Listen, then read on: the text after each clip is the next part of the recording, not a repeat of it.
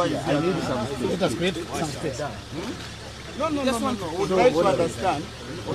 Would like to understand. Is here under arrest for which offense?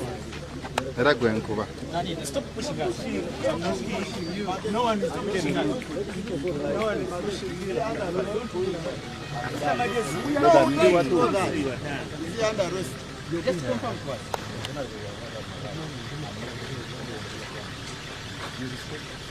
You are an officer of the law, and this is my lawyer. What offense has he committed? He would like to know. He's not resisting your orders, but he would like to know if he's under arrest and for which offense. When?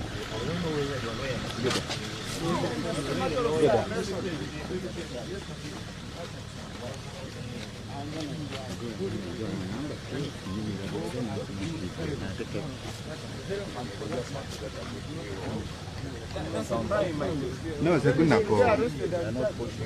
Then we shall do that. Okay.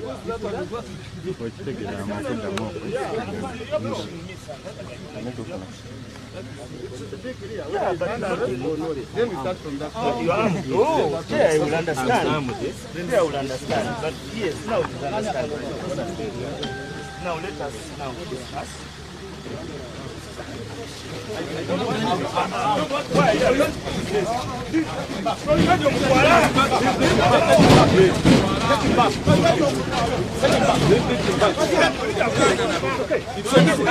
Take him back.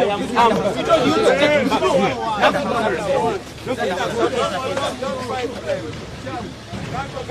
Under your arm.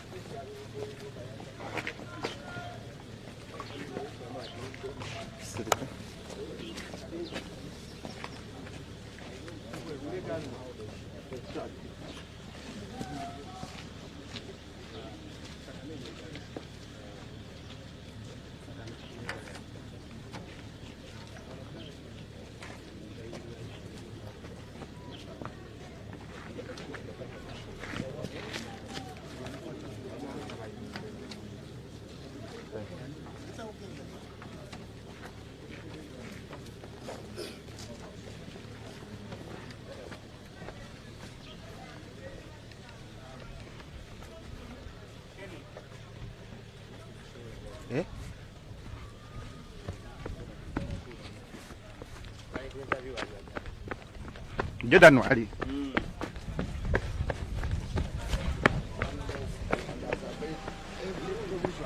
Unjust law. And then, not once, not twice, it becomes impunity. Therefore, it is incumbent of all also by Ugandans to stand not only by that person, but by that cause to extend the frontiers of freedom and rights and enjoyment of those rights as enshrined in our constitution.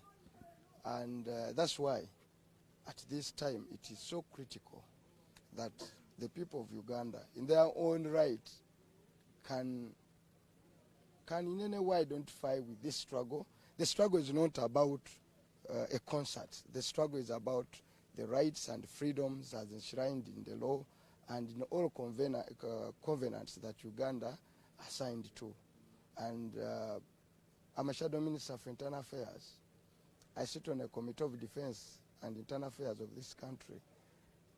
There is no provision of the law they are invoking to do what they are doing. And in my humble view, that's an abuse of the Constitution. And you know, Article 4 of the Constitution of the Republic of Uganda commands every citizen, including you and me, and those that are home, to do everything possible to resist people who want to overthrow a constitution, even if they are armed. Therefore, it may look an event in Magere, but it has far-reaching implications. It's not about only Bobi, be it basically.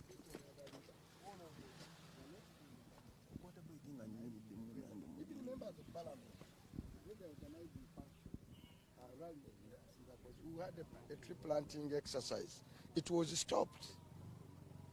Me are going to plant a tree. It was stopped. The Constitutional Court, the Supreme Court, has said categorically and loud and clear that those powers that the police tries to invoke are beyond what is mandated under the law. So the law has spoken. Those who interpret the law have spoken. The Constitution is self-articulating, and therefore a continuation of doing these acts is just an infringement of the Constitution and the rights of Ugandans. And it's a chapter in our history that those of us who have chosen not to go in an armed struggle have got to assert this right. That's why I came in here. No any other business. And I think many of my other colleagues will come in and be part of this. So it's beyond a concert.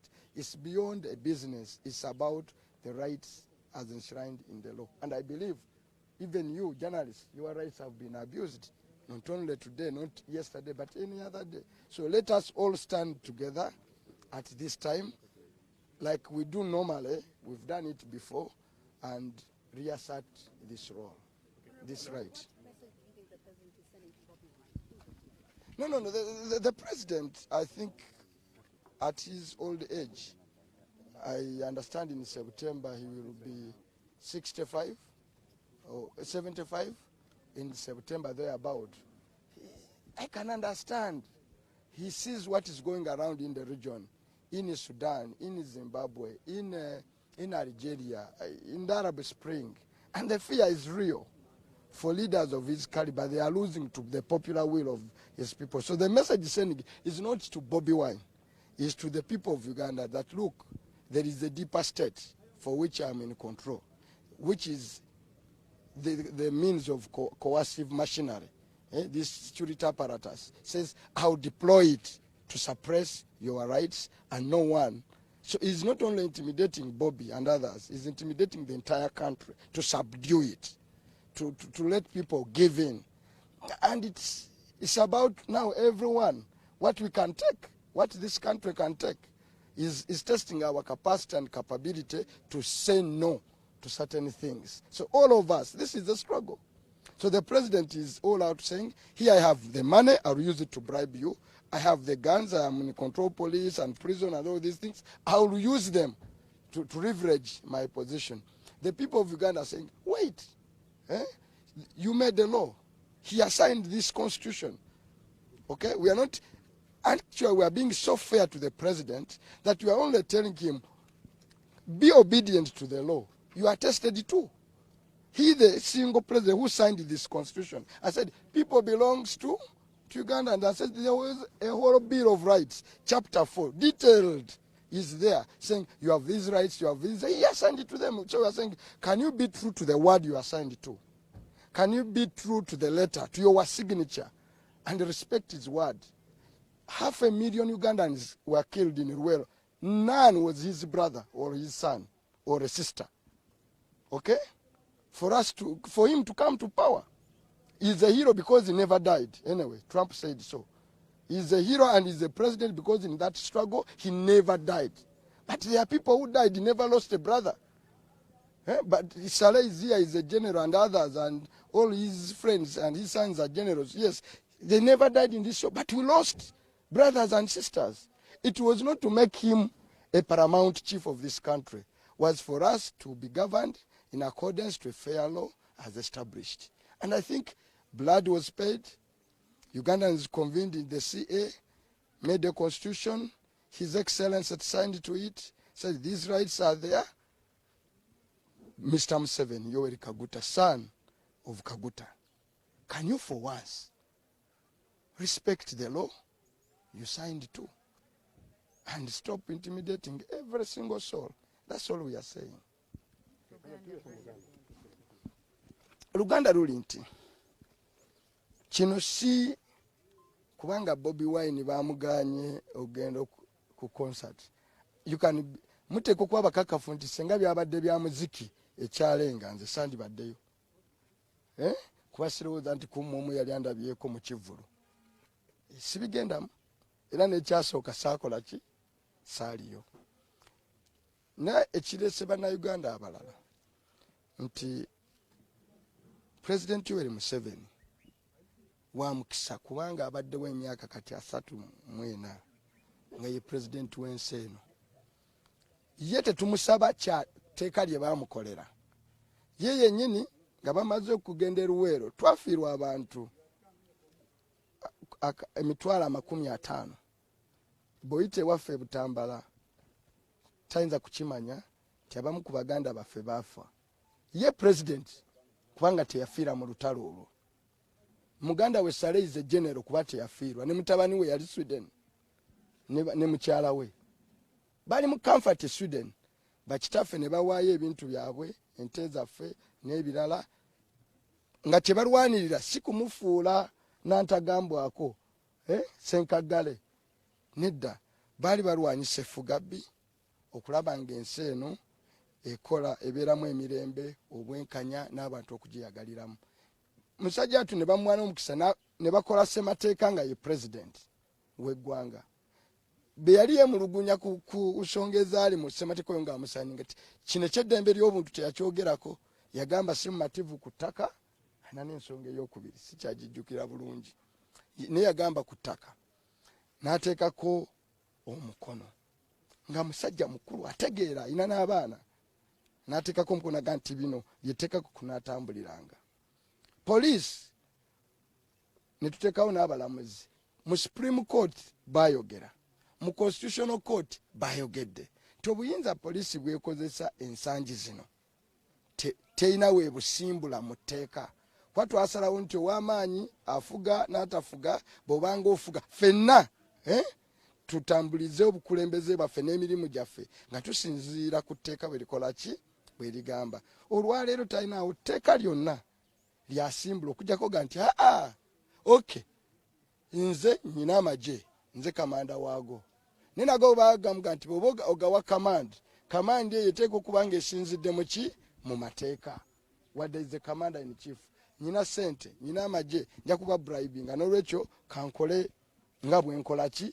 bwenjagala omuzungu kyayita impunity n'obwa nantagambwako n'obwa kasajja fuba kakati kitusaba president Yoweri Kaguta Museveni ate ku luno kyangu nti mukulu wakola ssemateeka wa Uganda waliwo nga bakola ssemateeka n'omuteekako omukono n'ofulumya amateeka nze nagenda mu Constitutional Court n'empaabira etteeka lino ne tulijjawo bino byonna ne babikola nga baga nti amateeka gano nagano so tumugamba poliisi ne President Yoweri Museveni osobola okufuga bannayuganda ng'etteeka lye wasiteekako omukono kirigamba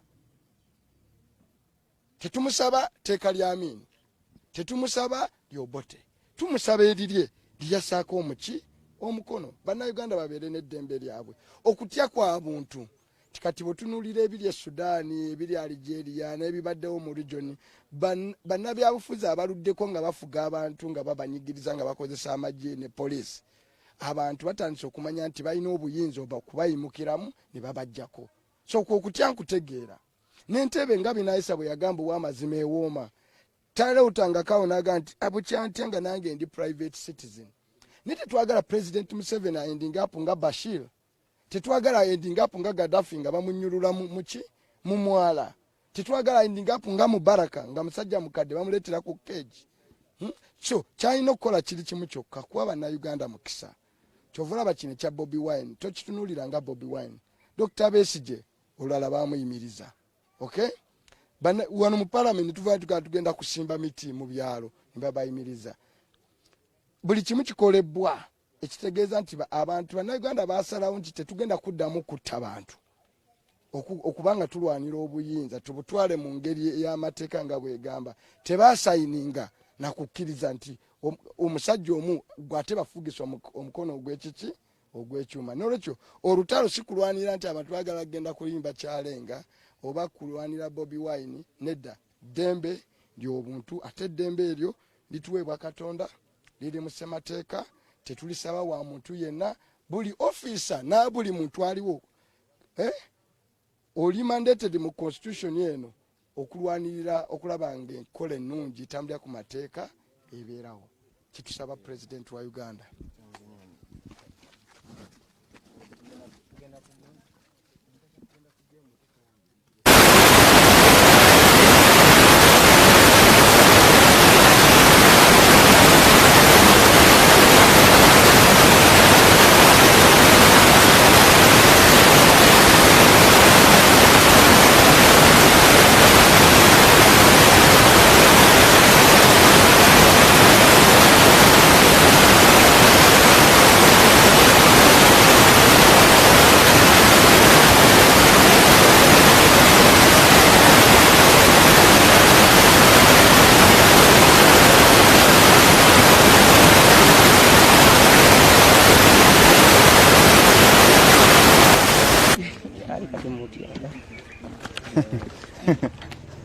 Dare nanyitwa mutianzi.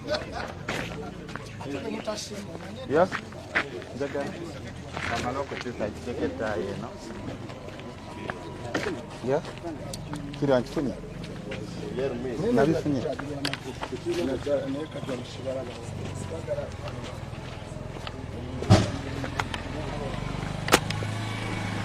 Kayonga. Kayonga, soko kwati. Nkubiddenga ndi mukola interview.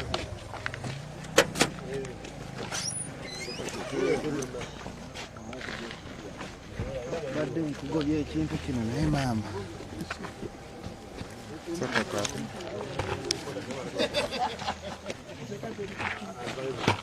Yakubira nga ntuusi. Jaluya kawogo nkolire kaongeza bera mukita usana.